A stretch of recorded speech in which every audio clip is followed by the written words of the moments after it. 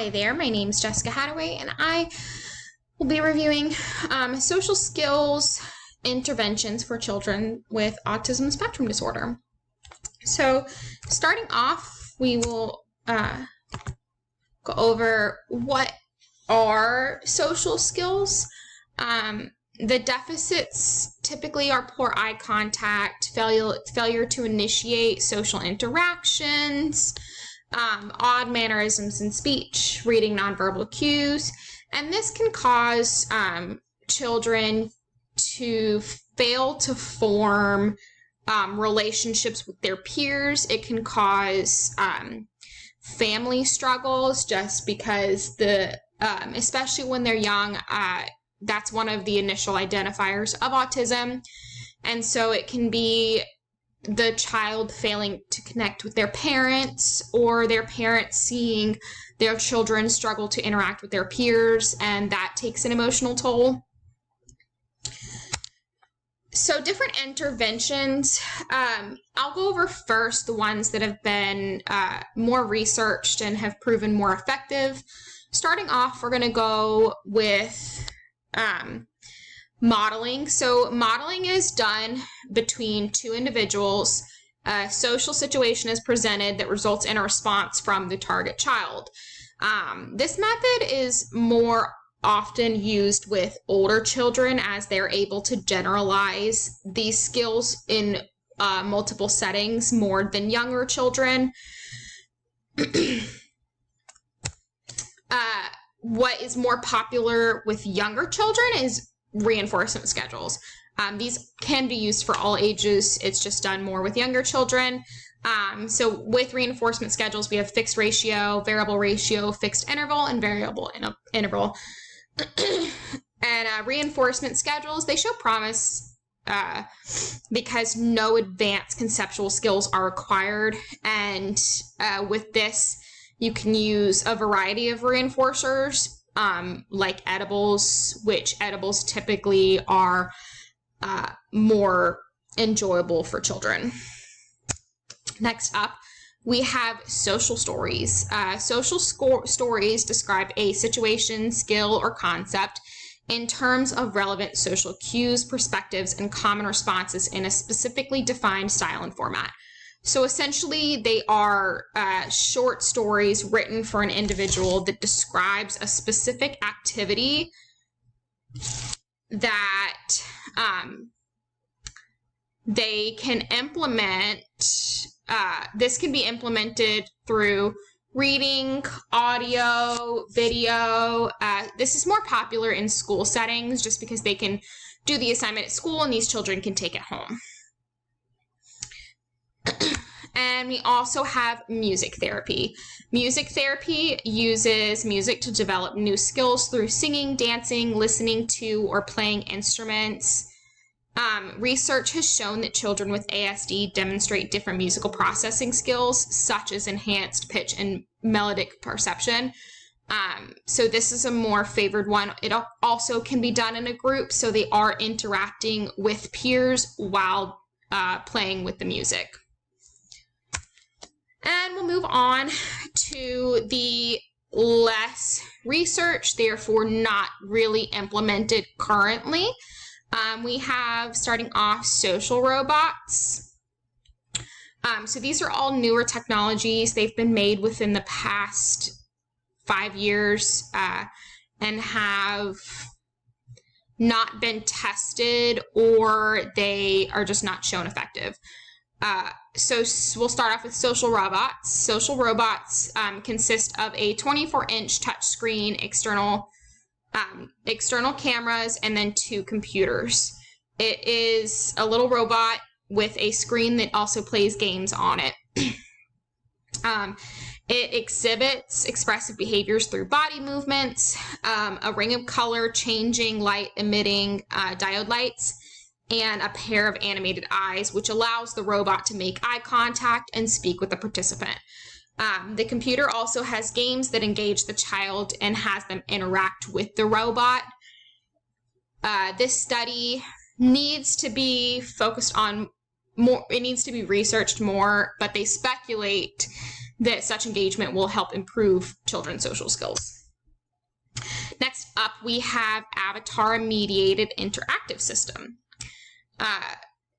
So with the avatar-mediated interactive system, it uses avatars to mediate human-to-human interactions for social skill training. This is through role-playing under various social contexts. It aims to allow children to practice social skills in a safe environment, and it changes the dynamic of the interaction based on the child's affective states, provides visual support for children to teach them different social skills, facilitate learning, reduce the cognitive load on the interactor by providing real-time feedback about the child's affective states, and suggest appropriate visual supports using recommendation system. And then we have transitional wearable devices. Transitional wearable devices are soft, interactive social robots with powerful, reassuring features called transitional objects and wearable computers. They're soft to the touch and can be carried along with the child, and can represent a reliable source of soothing and confidence when a child with autism explores a new environment. It can be worn around their neck, and it also has, it emits lights, sounds, vibrations, and it has sensors on it that respond to the child's touch. And the nice thing about this is that the device can also be connected to Bluetooth connected to caregivers or therapists, so they can track the child's progress as they wear it. And they're customizable, so they can look like different animals. So they can just be kind of a comfortable thing for the child to own, to have. So some barriers in the field of social skills. There are many different barriers. I would say the first and probably hardest one is generalizing the social skills. Often the transferring into a more natural setting can be difficult due to many different reasons. It could be due to any comorbid diagnosis that the child may have, such as anxiety, or even parental involvement in goal development, which is something that I've seen firsthand. If the parents don't believe that the intervention is going to be effective, then they're less likely to practice at home. And if they're less likely to practice at home, the child is not going to take that and apply it to other situations. So what needs to be done is ensuring that the parents know the effectiveness of what you are doing, make sure that they understand that in order for it to work, it needs to be done in all different settings, and basically just teaching them the good that can come out of it. We also have, with that, is society not understanding. So not only do the parents not really understand often, society as a whole does not understand what ABA is. They don't understand how behavior analysis can change a child and benefit a child with autism. Often they think that it is either something bad or they just know nothing about it, my undergrad was in speech pathology, and I didn't learn about it until way later after I had already graduated college. So it's definitely something that needs to be spoken out about more, and people need to understand it better. The more people that understand ABA and autism itself will become more inclusive and understanding. And then we have not enough research. All of the technological ones found were either in the prototype phase, or they had done one study, but not enough research was done, or it didn't show enough results.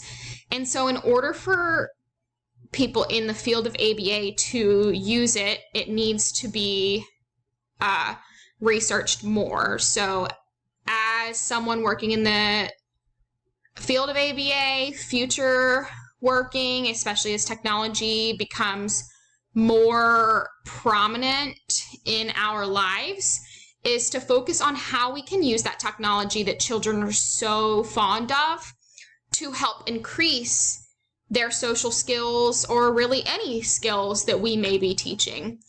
So as someone working in ABA, I would definitely say first, focus on spreading the word. How can we, or what can we do? We can spread the word to society. We can go and speak at conventions. We can go and speak at help groups, different ways, starting blogs, just expressing what ABA is and the good things that it can come. We need to teach families how important it is to generalize and do the things that we're teaching their child outside of our sessions.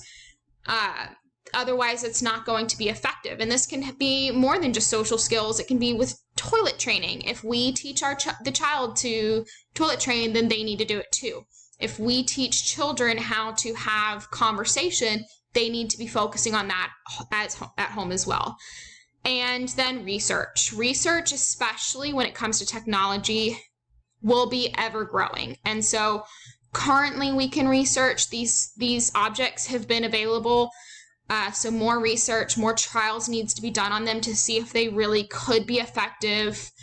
And then as future ABA comes into play, they can research future methods of what could be beneficial. How can we use this technology that we're using every single day to help our children?